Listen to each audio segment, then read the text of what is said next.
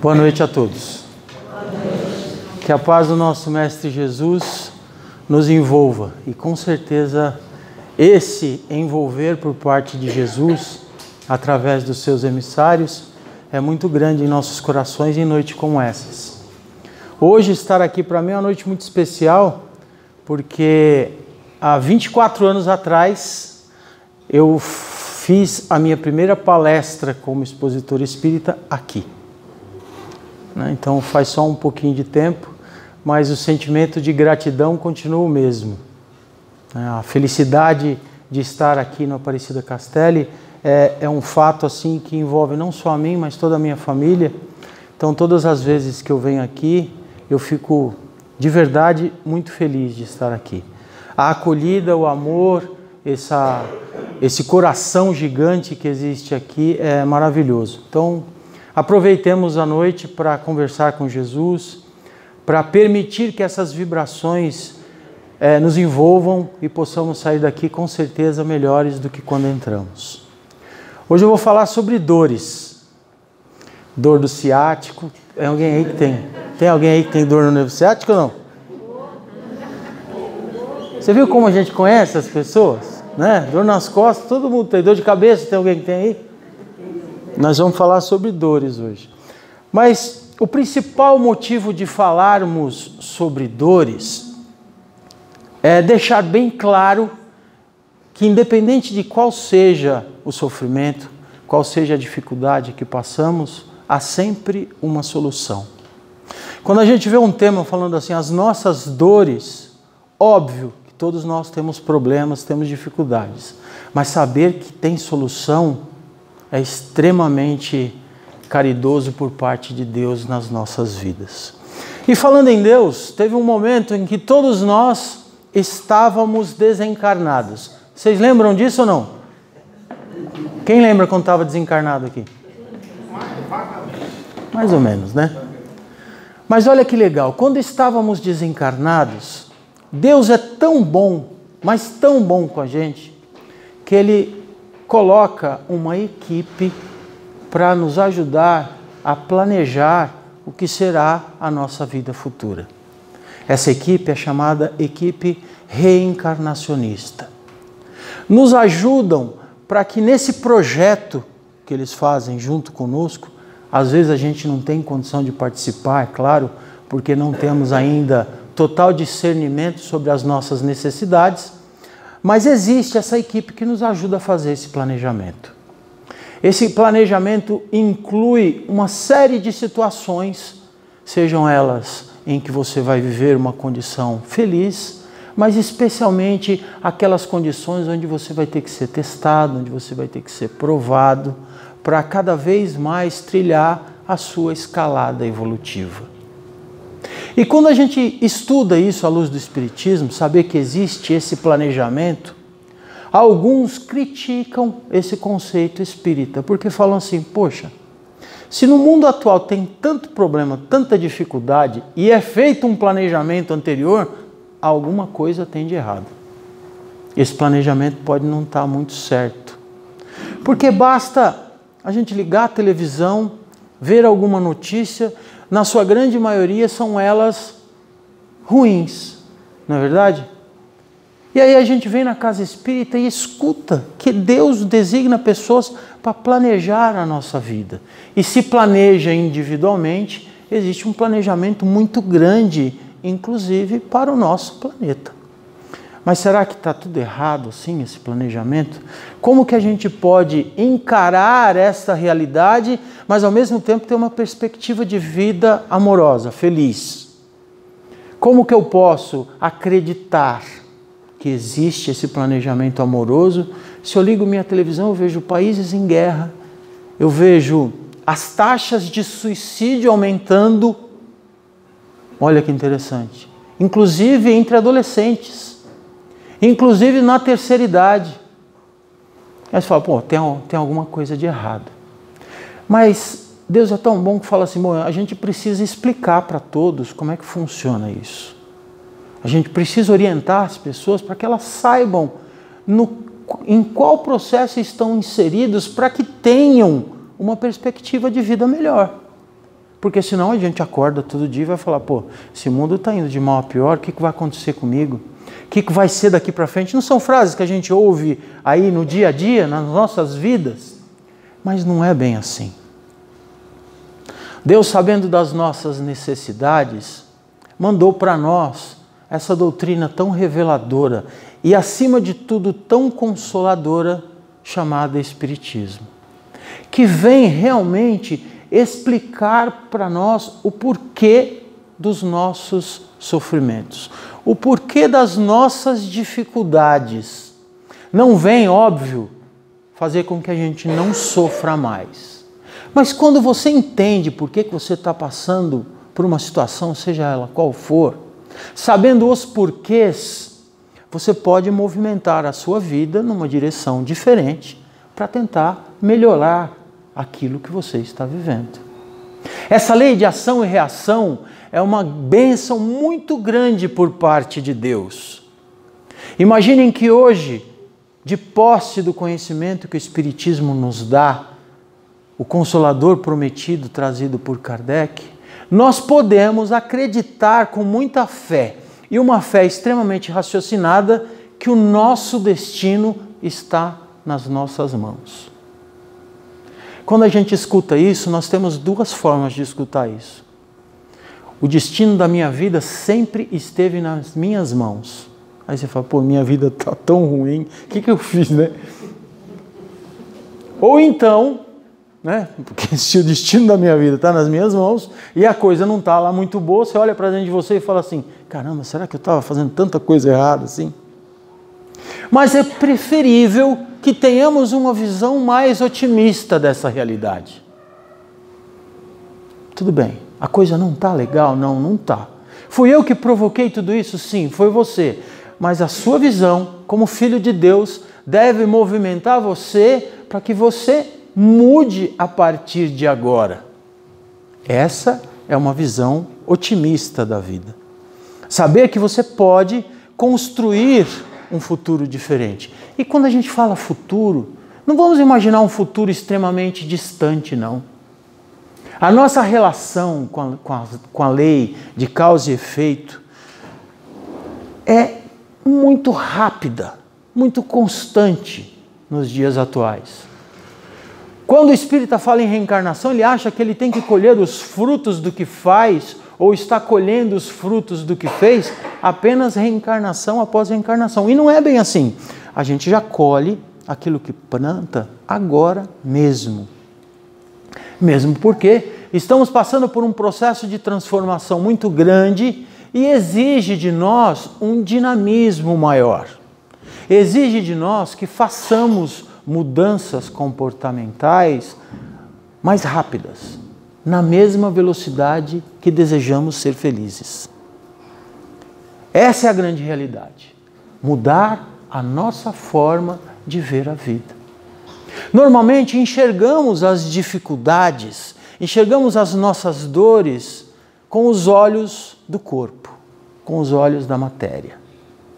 Quando passamos a olhar as dificuldades com um olhar diferente, o olhar do espírito, sabendo que somos eternos, que temos a eternidade para trilhar um processo evolutivo, a sua perspectiva de vida começa a mudar. Agora, só muda na velocidade que você quer ser feliz. Porque senão, nós seremos como uma boa parte dos espíritas que vai empurrando com a barriga para a próxima encarnação. Não é? Alguém aqui tem um desafeto muito grande na vida? Levante a mão. Não tem? Todo mundo feliz da vida? Ninguém tem sogra, cunhado, chefe? Não é?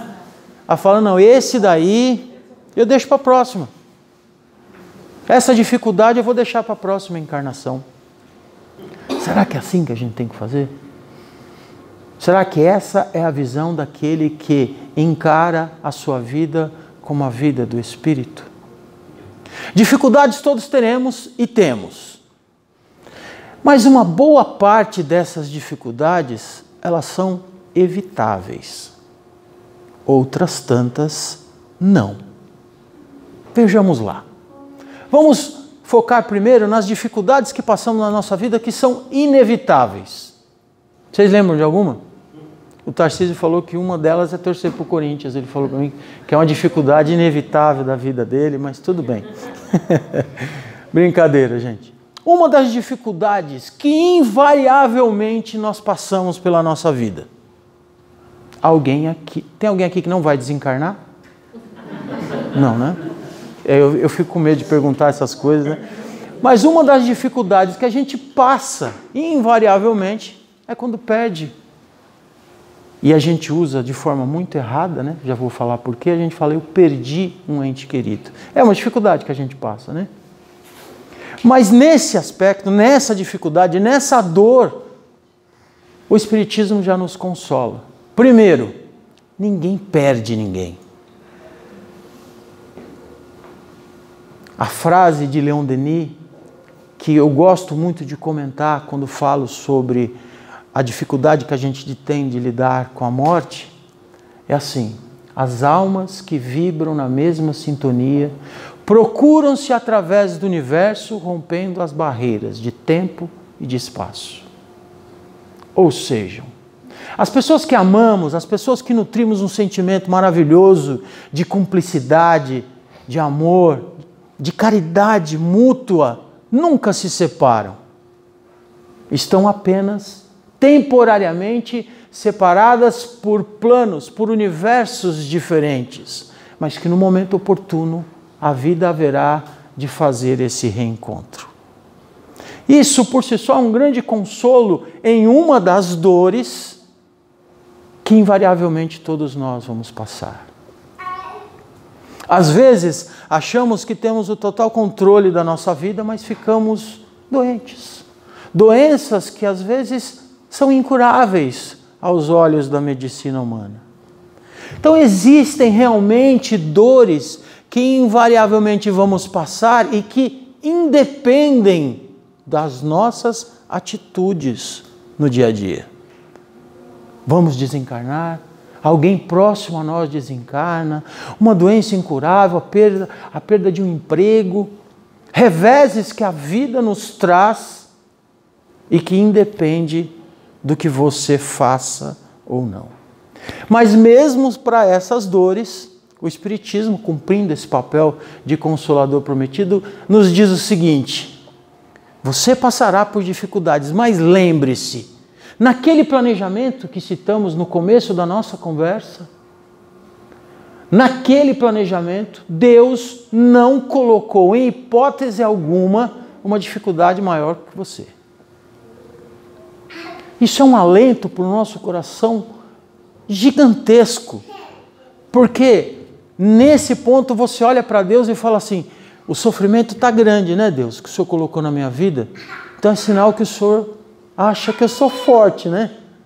E realmente Ele tem essa certeza, Ele não acha, porque sabe que você tem total possibilidade de passar por essas dificuldades.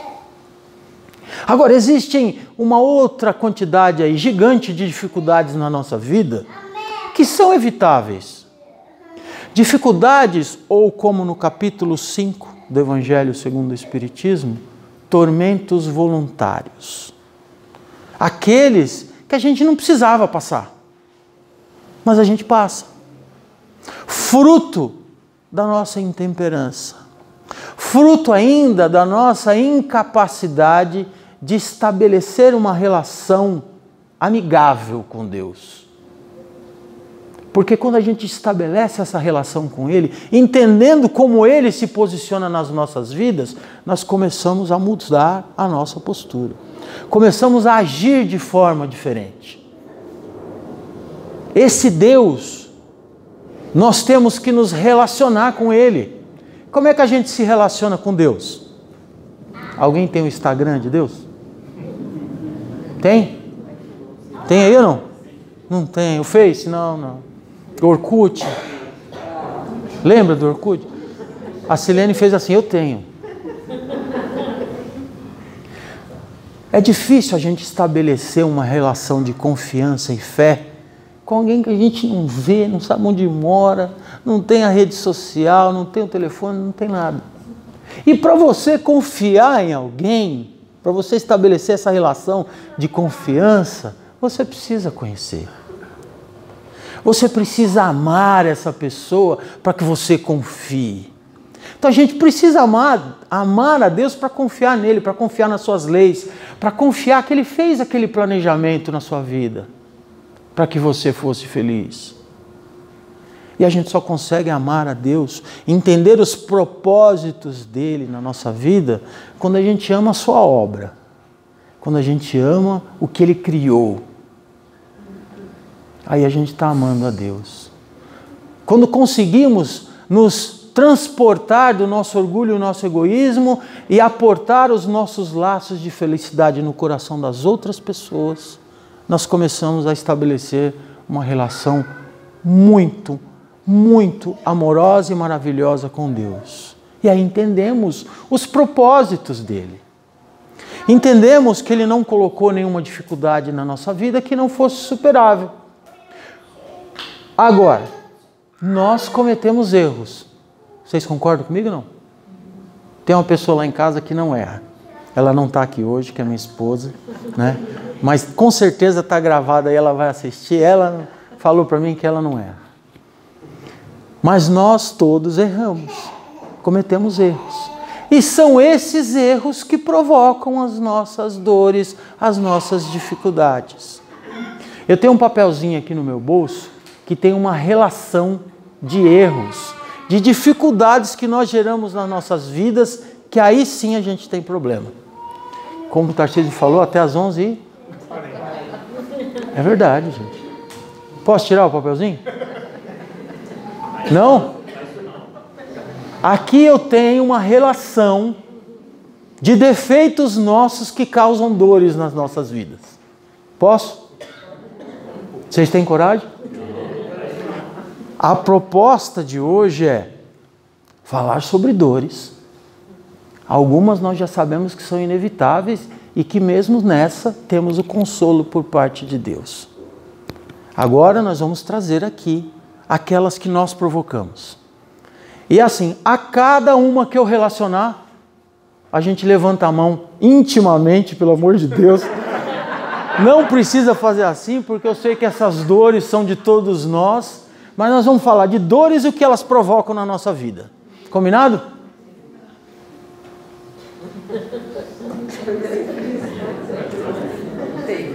É que, sabe por que eu trouxe esse papel? É porque é tanta dor, tanta coisa errada que a gente faz. Olha só, eu vou começar por um só aqui, ó. Tem alguém aqui que é orgulhoso? Não é para levantar a mão, gente. Qual que é a dor que o orgulhoso passa na sua vida por ser orgulhoso? Sabe qual que é? Solidão. Porque aquele que é orgulhoso, que só pensa nele próprio, que em qualquer circunstância ele está na frente, ele se isola. As pessoas passam a não sentir felicidade de estar ao lado de uma pessoa que não compartilha benevolência, amor, caridade para com os outros. Uma das maiores dores que nós podemos causar para nós é fazer com que o orgulho tome posse das nossas atitudes. Como consequência, enfrentaremos a dor da solidão, do abandono. Tem um amigo meu que fala ele gosta muito da sogra dele. Ele fala assim para mim: Alexandre, minha sogra é tão orgulhosa, mas tão orgulhosa que vai faltar gente para carregar o caixão dela quando ela encarnar. Ela vai ficar tão sozinha que não vai ter jeito. Mas isso, fruto do nosso orgulho, traz a dor da solidão. Alguém se encaixou nessa? Tem mais, gente. Ó, o papel é grande aqui, ó. Ó, vou falar mais uma legal, ó. Mais uma legal, ótimo. A aflição do crime. Qual que é a dor que quando cometemos um crime nos traz? A dor do remorso. O que é crime? Crime é quando deixamos de ser paciente, benevolente com as outras pessoas. Quando não permitimos que o nosso sorriso, que o nosso amor transborde através das nossas atitudes, palavras e pensamentos. Quando a gente fala em crime, a gente já pensa em alguém assaltando alguém, roubando alguém. Mas às vezes matamos a possibilidade do outro ser feliz. Não é assim? E causamos dores. Dores em nós e dores no outro.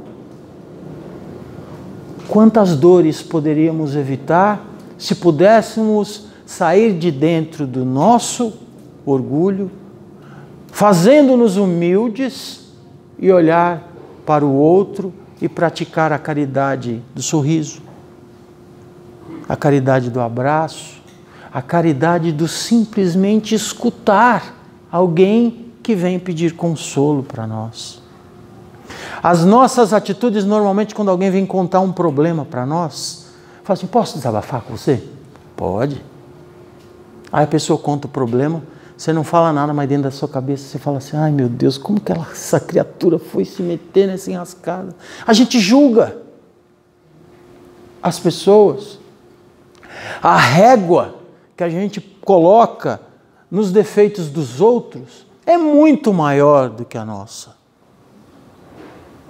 O outro comete um erro, nos cabe uma crítica veemente, contundente, cruel. Mas se você cometer o mesmo erro, as desculpas são grandes. Por isso, causamos dores. Mais uma? Essa daí alguém se encaixou também ou não? Tem uma legal aqui, ó. A dor da preguiça. Qual que é a dor que a preguiça nos traz? Quem sabe? É uma dor que todo preguiçoso tem. Rebeldia. Não mexe comigo, me deixa no meu canto. Já ouviram isso? Estou fazendo nada de errado, me deixa aqui quietinho. Deixa eu sofrer sozinho. Não caiu a ficha para algum de nós que a gente tem que fazer a nossa parte. Eu não estou falando da preguiça do cotidiano de não querer trabalhar. A preguiça que nos impede de reformar os nossos sentimentos. Dentro da doutrina dos Espíritos, nós ouvimos muito falar na tão famosa reforma íntima. Reforma de sentimentos, de pensamento e de atitudes. Mas você só vai fazer isso quando você não tiver preguiça de corrigir, porque dá trabalho. Dá trabalho você olhar para dentro de você mesmo e reconhecer: eu sou orgulhoso. Eu sou preguiçoso. Não é a preguiça de ir na academia. Não é a preguiça de acordar cedo para ir trabalhar. É a preguiça daquele que é extremamente materialista e não se movimenta para ser uma pessoa melhor. Porque ser caridoso, ser benevolente, paciente para com os outros e consigo mesmo dá trabalho. Porque você tem que fazer um mergulho dentro da sua própria consciência. E os nossos erros, nós costumamos varrer para debaixo do tapete. A gente dá uma muqueada nos erros. Aí o Espiritismo bem fala para nós assim, através de Santo Agostinho: faça uma pesquisa em toda a sua vida, em todo o seu dia quando você for deitar. Perceba que você teve inúmeras oportunidades para ser uma pessoa melhor. Do momento em que você acorda até o momento que você vai deitar, veja quantas oportunidades a vida te deu para que você pudesse respeitar mais as pessoas, para que você pudesse julgar menos o seu companheiro de trabalho, para que você pudesse chegar no seu ambiente de trabalho e falar bom dia com vontade de que os outros tenham um bom dia. Todo mundo se reconheceu como preguiçoso ou não? Então amanhã, 5 horas, todo mundo na academia? 5 horas da manhã com esse friozinho, hein? Não? Melhor não? Então amanhã, quando acordar, nós vamos fazer o exercício de amar mais. Nós vamos fazer o exercício de perdoar mais. Nós vamos fazer o exercício de entender mais a pessoa que pensa diferente de você. Mais uma? Eu vou deixar mais legal para o final, tá? Ah, legal. A suvinice, que tipo de dor que traz para nós? O cara que é suvina. Hã? Materialista. Gosta de dinheiro pra caramba. Que dor que ele traz para a vida dele? Quem sabe? Valendo uma passagem para assistir o próximo evento que o Tarcísio for fazer como DJ, ele vai dar um ingresso para quem descobrir a pessoa que é extremamente materialista, traz uma dor muito grande para a sua vida. Qual é?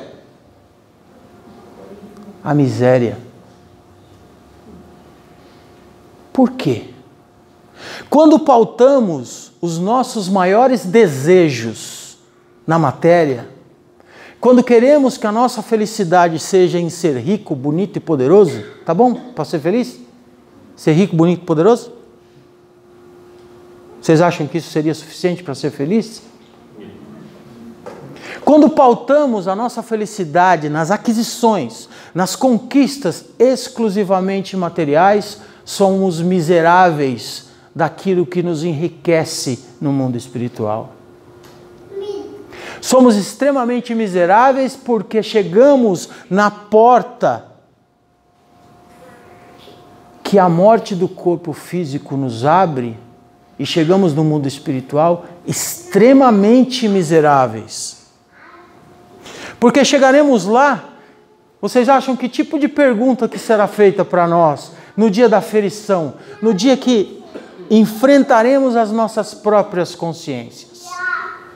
As perguntas serão feitas assim: o quanto você amou? O quanto você perdoou? O quanto você conseguiu resgatar daquela pessoa que você tinha dificuldades emocionais? Ou alguém vai perguntar para nós: quanto dinheiro você tinha no CDB? Quantos imóveis você tinha? Não.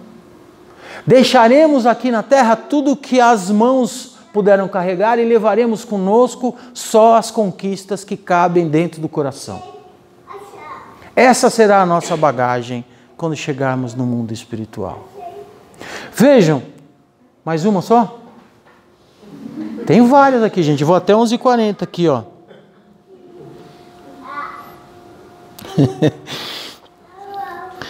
A aflição, a dificuldade da indiferença traz o que para nós?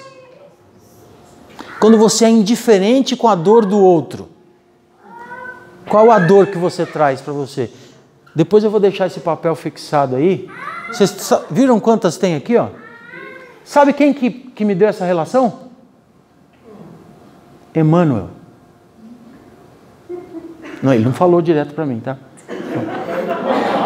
Eu não estou com essa bola toda, não.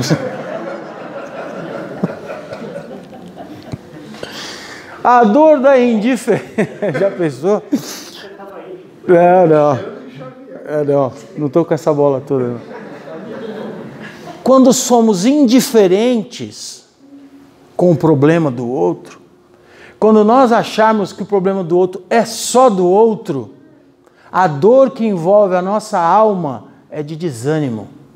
Porque você passa a não ter perspectiva na sua própria vida. Você não conseguiu se transpor à dor do outro. A sua vida passa a não ter sentido. São dores, essas que citamos, que são evitáveis.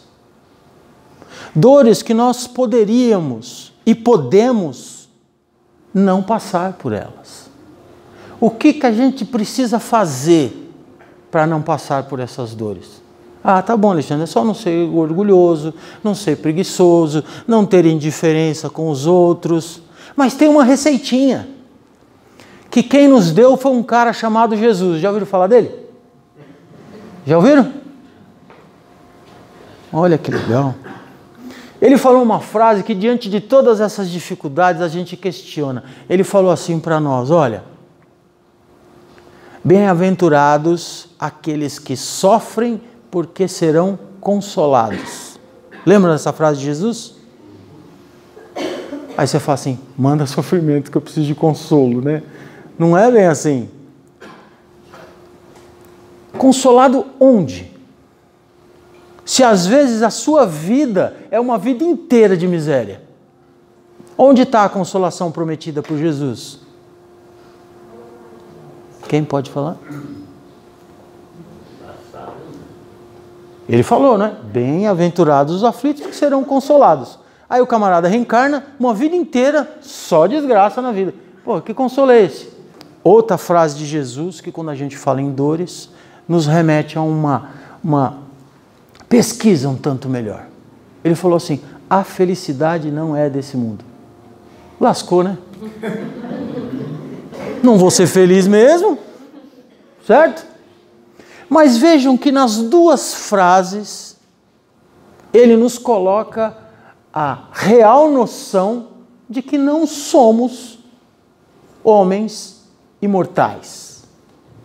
Somos espíritos eternos. Porque senão não faria sentido ele falar que quem sofre será consolado, porque a vida inteira é ruim, difícil. Se não acreditarmos nas vidas sucessivas, se não acreditarmos nessa proposta evolucionista por parte de Deus, nesse planejamento através das vidas sucessivas, nada faria sentido. Por isso que eles vêm nos dar a receita. Amar a Deus sobre todas as coisas e ao próximo como a ti mesmo.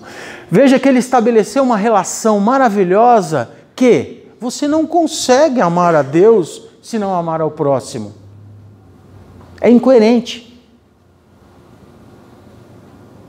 Não bate, não fecha a conta. Porque quando eu amo o próximo, eu estou amando a Deus.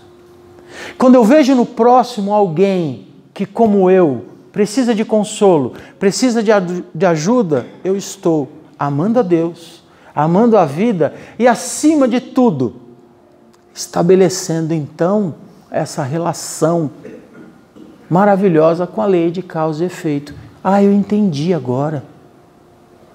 Eu entendi que quando eu sou caridoso, quando eu entendo, quando eu respeito, quando eu não julgo, eu tenho um retorno diferente daquele que eu imaginava. As nossas dores acabarão? Não. Mas nós nos fortaleceremos de tal forma que quando a dor bater a porta da nossa casa, vai encontrar um coração que está ligado de forma tão intensa ao coração de Jesus, que você passa melhor pelo sofrimento. Passando melhor pelo sofrimento, ele deixa de ser dor. Ele passa a ser aprendizado. E quando a gente aprende, quando consolidamos o conhecimento dentro de nós, a cada dia que passa, a vida é mais feliz. A cada dia que passa, conquistamos um pouco mais a nossa virtude, as nossas virtudes. Deus nos criou a sua imagem e semelhança. Não é assim que a gente escuta? Numa frase bíblica. O que quer dizer com isso? Que nós temos uma arquitetura maravilhosa. Nós somos criados por Deus de tal forma, arquitetado com tanto amor, que existe em nós essa essência chamada amor. Quando lutamos contra essa essência, adoecemos. Porque não faz parte da nossa estrutura, como filhos do dono do universo, remar contra o amor. Quando remamos, sofremos e temos dores. Quando usamos o caminho mais longo, a coisa fica mais difícil. Deus nos deu um aplicativo, tem um Waze na nossa cabeça, você sabia? Não sabia não? É verdade. Quando você vai daqui para um lugar distante que você põe no aplicativo, ele dá o caminho mais curto, não é assim?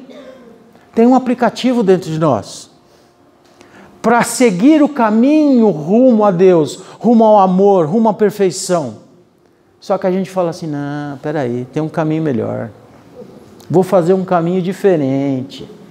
Ó, caminho dos vícios, caminho da imprudência, o caminho do desrespeito, da mágoa, da falta de perdão.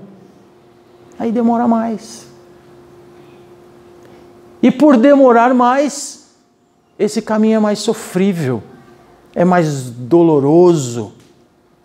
Mas ele é tão bom que ele fala assim para nós, se você seguir esse caminho, eu vou atrás de você e vou te ajudar a voltar para o caminho correto. Quando você tiver com dúvida no trajeto que você deva fazer, você pode ir lá no Aparecida Castelo que vão te ajudar. E vão mesmo. Existe um grupo de espíritos extremamente amorosos que encontram alguns tarefeiros dentro dessa casa que conseguem transbordar o amor por parte de Deus para nos orientar.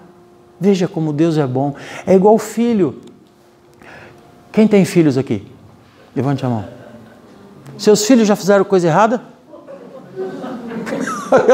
Ela fez assim, quantas vezes? Quando o filho erra, o que você faz? Filho, agora você errou, você vai ficar de castigo o resto da sua vida?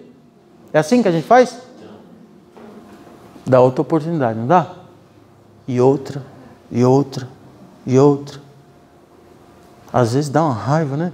Mas dá outra oportunidade, dá outra oportunidade. Agora Deus olha para nós e fala assim, filho, você está usando o aplicativo errado, vem aqui, vamos conversar. Eu vou planejar uma reencarnação para você, com algumas dificuldades, para você entender o que é amor.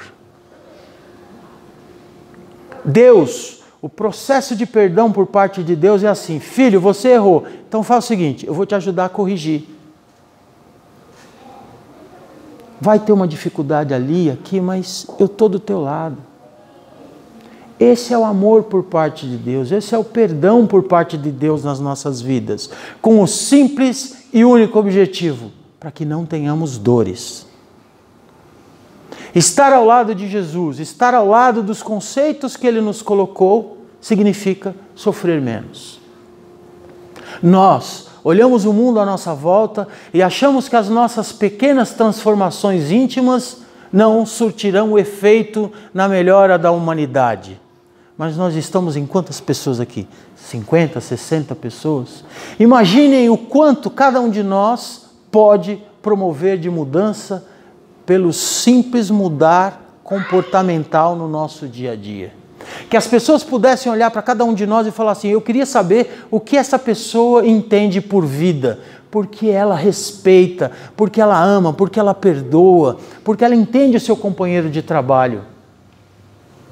Esse é o nosso real objetivo como filhos de Deus, eliminar as nossas dores e as dores das pessoas que estão à nossa volta. Fazendo isso, seremos mais felizes, estaremos mais próximos de Deus. Quanto menos a gente tem problemas, mais leve a gente fica, mais alto a gente voa e mais longe a gente vê. Vê com os olhos do Espírito, com os olhos daquele que foi criado por Deus rumo à sua felicidade. O dia hoje pode não ter sido muito bom, mas haveremos de ser felizes à medida que aprendemos a amar. Combinado? Eu disse que falaríamos sobre dores, e realmente falamos. Mas eu quero deixar bem claro, nenhuma delas é insuperável. E aquelas que dependem exclusivamente de nós, que nós possamos sair dessa noite com a extrema noção de que eu sou capaz, eu posso fazer diferente e tenho a ajuda de Deus. Simples assim. Fiquem com Deus e fiquem sempre felizes. É assim que merecemos.